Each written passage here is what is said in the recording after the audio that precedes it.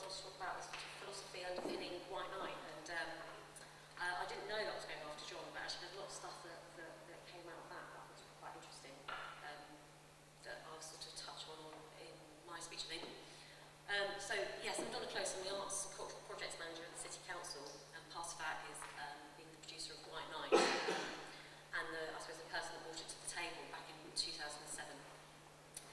Before that, I worked for Zap Arts and Productions, so my background's very much in big outdoor arts events, really. Streets of Brighton was one of the projects produced from 1996 to 2003, and then this is Group F actually, this is Group F in Preston Park, and also New Year's Eve events as well, so very familiar with crowds. I'm assuming that most of you know about White Knight, but for those who don't, it's been running for 4 years, the last one being on Saturday 29th of October, just gone. It's an all-night arts festival. It's inspired by the Louis Blanche model, which started in Paris in 2002 and has now spread all over the globe to major sort of, cultural cities all over the globe. But it's a very informal network, and it's really about sort of taking a principle and then seeing what it looks like in your city, so responding to the identity of your city. This is when we turn the pavilion pink as part of the Urban Cultural Programme. So a little bit of history, this is sort of relevant to that, is White Knight, I suppose the basis, the consensus for trying something as audacious as an all-night arts festival in the city came from 3 sort of main things. One of which was the Arts Commission, Brighton and Hove Arts Commission, produced a report about outdoor arts events in the city. And there was a it's a sort of big specialism for the city, something that we're internationally recognised for.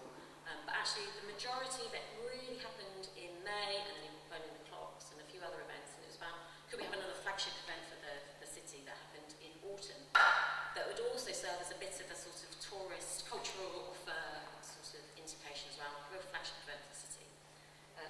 The other thing that happened was the end of the Making a Difference programme, which the Arts Commission and the City Council led on, which was sort of came off the back of the UK City of Culture, and it was about Brighton putting together sort of partnerships and a programme of work which was all around, I suppose, the city getting a bit more joined up about it really, and it had been really successful, there had been some real successes, and it was about not losing that work once the money had gone, frankly. So. And then the third thing that was happening, which was much more from a licensing point of view, was a lot of concern around the late night economy in the city, recognising it was really important, but also an awareness that, you know, it created issues as well in terms of crowd behaviour. You know, Brighton's a very popular city, and with that comes some sort of issues. And what was really comforting was that there seems to be a sort of will amongst licensing and police to go, it's not just about enforcement, it could be about a cultural solution. So just to give you a bit of sort of context for the city, really, you probably all know this, but sometimes it's useful to reiterate it. We've got about 250,000 people in the city. It's a comparatively young resident population.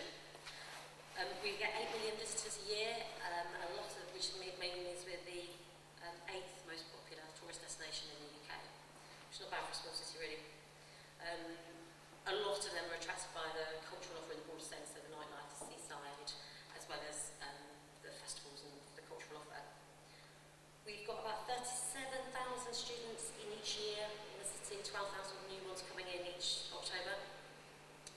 And like I said, sort of, you know, peculiarly when you look at the rest of the UK, a young 18 to 44 sort of population as well. Coupled with that, though, you've also got the perception of, and this, hopefully this feels familiar to you, so it felt very familiar to me, real perceptions that the city is very different on a Saturday night. You know, there's a perception of rowdiness, fear, what the city centre feels like on a Saturday night is totally different to how it feels in the day, how it feels in the week, and how it feels when the city's on foot during the Brighton Festival, for example, some of the late night stuff. And also there's a lot of focus on alcohol. I mean, the city does have issues around it. Just got some sort of stats here, so just to provide some context. But a quarter of residents of the city drink to at-risk levels, rising to 51% amongst students. Hands up, you don't have to put hands up. So it's about looking at some of those issues and the sort of what the city looked like, thinking about this relaunch framework, and then also thinking about what strengths we had to sort of play to. So I've mentioned it before, we had those sort of strong citywide partnerships across the city, a really vibrant and creative cultural and artistic community that had a history of working in unusual ways, in unusual spaces, cross art forms, do you know what I mean, sort of not playing by the rules a little bit. An expertise in producing festivals and outdoor arts events. And like a big audience as well, and I think that's really important as well. You know, we knew that there was a big audience out there. In 2009, when the government was measuring such things, it was 63% of the population, the resident population, engaged in the arts on a regular basis, and that made it something like 5th in the country and the biggest outside London as well. So, you know, an audience that are up for it. But again, an audience that didn't particularly go out on a Saturday night. So that's what we sort of thought we could do, really, create a festival that would take place in those spaces that had been identified as a bit of a problem areas, or at least adjacent to them, that would be arts-led, that would be really powered by the sort of creative community in the city. And to make that sort of make sense, the approach we sort of took would be recognised, I suppose, that the artists and cultural organisations work in quite a collaborative way in the city, and that's another sort of strength, really, that we could have a third way. It didn't have to be a festival that was led by an all-knowing artistic director, and it didn't have to be a festival that was just open to everyone. It could be a sort of a third way, which was about a sort of process of creative dialogue, I suppose, like a creative collaboration.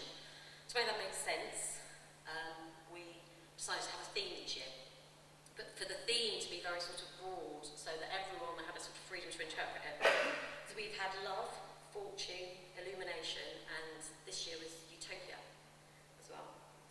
And like I said, you know, if you went to one night, if you look at the programme, the range of interpretation of that is huge and diverse. So what we were trying to do, or what we, you know, in some ways, I'll get onto it, I think we sort of achieved to do was, and using Joe's language, was about cultural reclaim the streets, really. It was just like, how can we get all these partners involved to take back sort of the city centre on a Saturday night in a sort of creative and positive cultural sense. So we had our theme each year that people could get their heads around this common aim of cultural reclaiming the streets, and then the byline, which I think is really key to it, which is the same each year, and is something quick that people can get their heads around, and that's do something different in the middle of the night. So it's about just you don't have to do the usual Saturday night behaviour. You can come out, try something new, do something different. The way that sort of, it is a real call to arms for that as well, and it's something that we've taken very, it's integral to the whole of the festival. So we create a lot of new work, and it tends to be artists working in new ways. A lot of it is around audience development as well, so the venues are thinking about audiences that they can attract into their venues, mixing it up a little bit.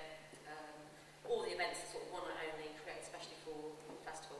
Got a horrible feeling I'm overrunning. No, you've got 1 minute there. Right. And then just about the audience doing something different, about new approaches as well to sort of solving these problems, which is how when I started. What's happened recently is that whole call to reclaim the streets culturally, to take over the city centre by getting arts audiences.